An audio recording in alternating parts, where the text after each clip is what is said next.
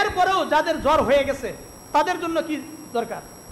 জামিয়া তিরমিজির 2075 নম্বর হাদিস, এই দোয়ার ফলাফল আমি নিজে পাইছি এবং আপনাদেরকেও বলছি। আল্লাহ রসুল তাদেরকে শিক্ষা দিতেন।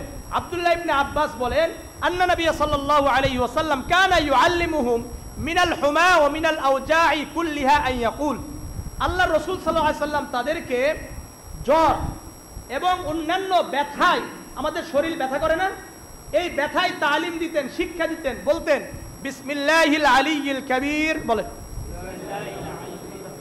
আউযু বিল্লাহিল আযীম মিন শাররি কুল্লি ইরকিন নাআর ওয়া মিন শাররি হাররিন নার। এই দোয়া আপনি আপনার সন্তানের জ্বর হয়েছে না, আমাদের জ্বর হয় না, এই দোয়াগুলো পড়বেন, হাত মাথায় হাত দিবেন, যেখানে ব্যথা করছে সেখানে হাত দিবেন আর বলতে থাকবেন ইনশাআল্লাহ ইনশাআল্লাহ। আল্লাহ রসুলের এই হাদিসের ফলাফল আপনি স্বচক্ষে দেখতে পাবেন এবং আপনি বুঝতে পারবেন। বিসমিল্লাহিল আলিয়্যিল কাবীর, বলেন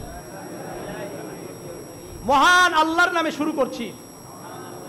আউযু বিল্লাহিল আযীম, মহান আল্লাহর কাছে আশ্রয় চাচ্ছি। মিন শাররি কুল্লি ইরকিন নাআর,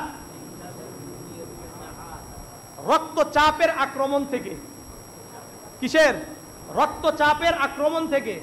বুঝা যাচ্ছে এই ব্যথাগুলো কিভাবে আসে? হ্যাঁ, রক্তচাপ থেকে কি আসে? ব্যথা আসবে। ওমিন শাররি হাররিন নার, আর জাহান্নামের আগুনের গরমের ক্ষতি থেকে আল্লাহর কাছেই আশ্রয় চাচ্ছি। করবেন তো ইনশাআল্লাহ।